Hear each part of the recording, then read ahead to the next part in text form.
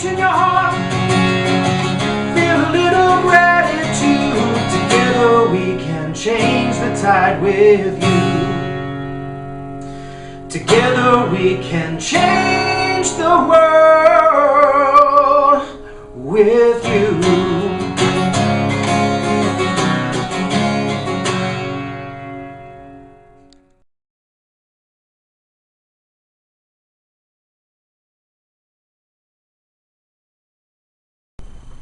Hello ladies and gentlemen, welcome to the Lanel Connection. It's 2012 and I'm happy to have a very good friend and mentor, Michael Stevenson of ThruTransformDestiny. He is the founder, president of ThruTransformDestiny. I have personally attended all his events in 2011 and I tell you that it is my honor and pleasure to have him speak to you today regarding his upcoming event, Change the Tide, a charitable event that's going to empower a lot of people, our brothers and sisters who are veterans, unemployed and underemployed. And it is my hope that with his empowering message today, with love, hope, and an encouragement, most of us out there will be able to support this noble project of his. That's why I invited him over. I would like to describe to you more about Michael Stevenson. Aside from him being a friend and a mentor, I know that he will be soon speaking in an international event in Australia. He is a magnificent speaker and I have seen him changing the lives of a lot of people, and he has this heart for people who want to go out there, be leaders, be transformed, and just, you know, have that dreams of them come alive.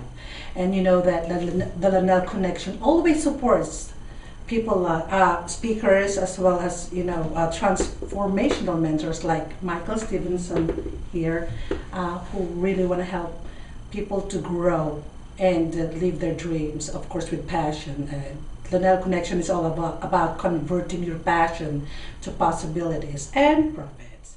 This is going to be like an empowering conversation, I guarantee you. So, welcome to 2012, Michael. Thank you. I'm excited to be here. Yeah. So tell us something about your 2012 resolution, so we can somehow say to our viewers here what good it is that you have for them this 2012. Well, you know, at the beginning of the year is when most people set their resolutions. Yes. Right? And this has become almost a joke, is that every year people say, my resolutions, and everybody knows that whatever resolutions they set are going to be, they're probably not going to be a success. You know, it's just sort of become the running joke. And the funny thing is, when most people set resolutions, what they do is they come to an end of the year, like 2011, and they look back on the year and they say, what is it that I didn't like about the year? And those things that they didn't like, they try to carry that forward into the new year to become kind of a new message or a new motivation or whatever. And so they say, I'm going to set resolutions. For 2012, I'm going to lose 50 pounds, or I'm going to find the love of my life, or I'm going to double my income, or whatever it is. But what we find is that the things that tend to drive us in life are not always things that are going on in the moment. Right? When it comes to resolutions, people are always looking toward the past. What is it from my past that I disliked, and how am I going to have that help me going into the future? And so that's one of the things that I've been specializing in over the last 10 plus years. Yes. Is helping people overcome those things from the past that hold them back. Because I know, you know, at the end of the year we always say, well, I'm overweight, so my resolution is I'm going to lose 50 pounds. But how many people actually lose the 50 pounds? Well, I don't, for sure. How many people actually go out and do what they need to do to meet that love of their life? How many people actually double their income? Because the fact is, the things from the past that created those results in the first place will come through and carry through with you into the new year. Right.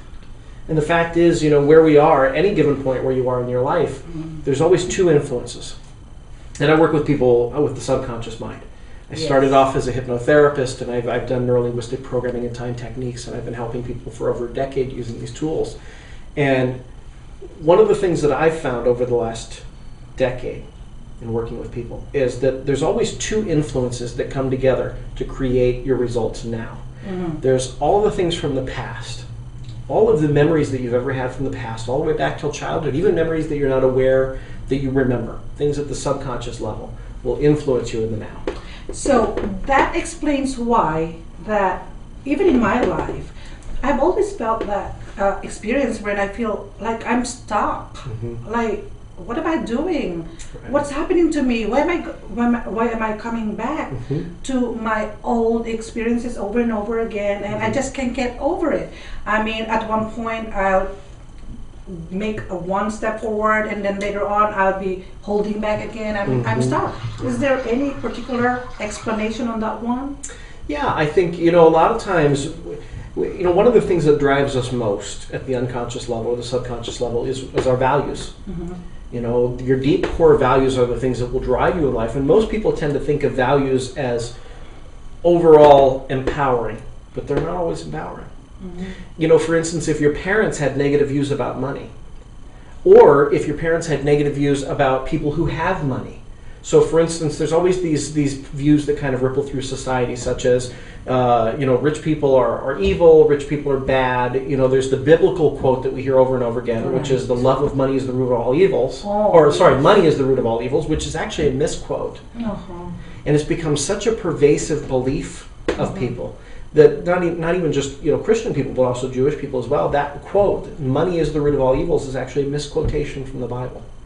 Oh, okay. So that means to say that because it's part of our DNA. Almost, yeah. And DNA would mean from where we come from, right? So we were born with it. Right. It's not just about yesterday, 2 days ago, a week ago, a year ago, or we were born with that belief from our parents, from our grandparents, and so then if you still have it in your system, you're stuck with it, and then you're not going to go forward. Like everybody's every concerned, time you move forward, it's going to get you stuck again. Like everybody always dreams of having financial prosperity. That's what it is all about. Sure. Every time the new year comes, everybody wishes for. That's why we always wish everybody like a prosperous new year. But here's where the sticking point is that if at the unconscious level, subconsciously, if you believe that people who have a lot of money are bad or evil, your subconscious mind, being very highly moral part of you, will say, your conscious mind will say, I want money, I want lots of money, and your unconscious mind will go, but I don't want to be evil.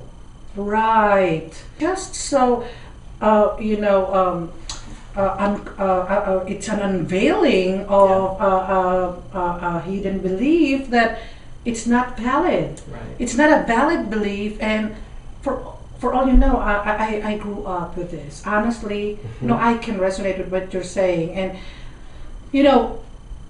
I have attended his events, Michael Stevenson's events, and I realized that it was not right for me to get stuck on that belief. So since I've done that event with him, I grew with a passion of telling myself something must be done and something must change, and it is a decision, my choice to do it. But of course the process is not easy. It may be easy for some, but for me it wasn't. But Michael will tell you that it is easy. So how did you tell me, Michael, the time when I say it's difficult for me, like I was resisting it at that time, right? And what was it that you told me at that time? I believe it was I told you that you were trying to handle it with your conscious mind.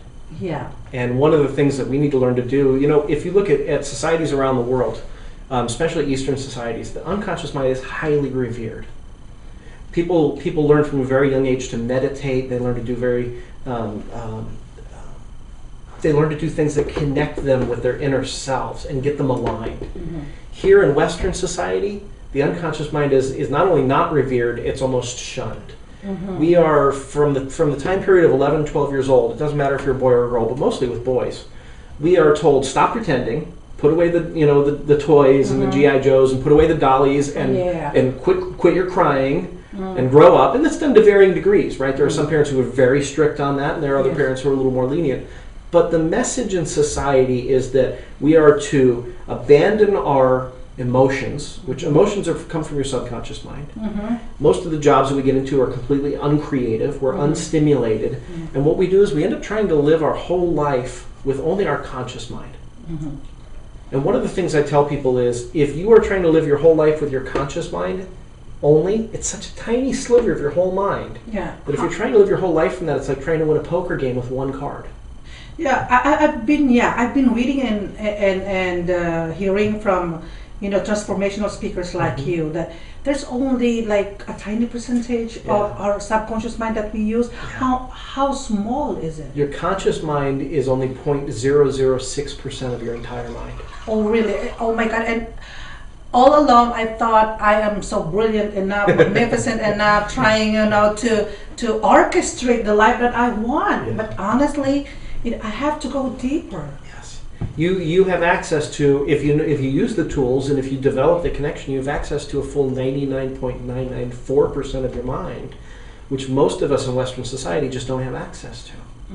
We've been told to cut it off and shut it out and ignore your emotions, ignore your feelings. If you have a job that you hate, just keep put your nose to the grindstone and you keep going every day. And and people develop these beliefs in their life that, for instance, they just don't deserve to have the things that they want, or that's just the hand that life dealt them, and you just have to go with whatever you're thrown. And there's people who believe that it's just fate. Yes. And the fact, one of the things that I always say is fate is overrated. Learn to choose your destiny, transform your just destiny. like from my culture, it's an indulgence and it's worth it. So I'm not saying that I don't live with the culture beliefs anymore, but it's just like tapering it off because it's not helping us. Reach in your heart, feel a little gratitude. Together we can change the tide with you. Together we can change the world with you.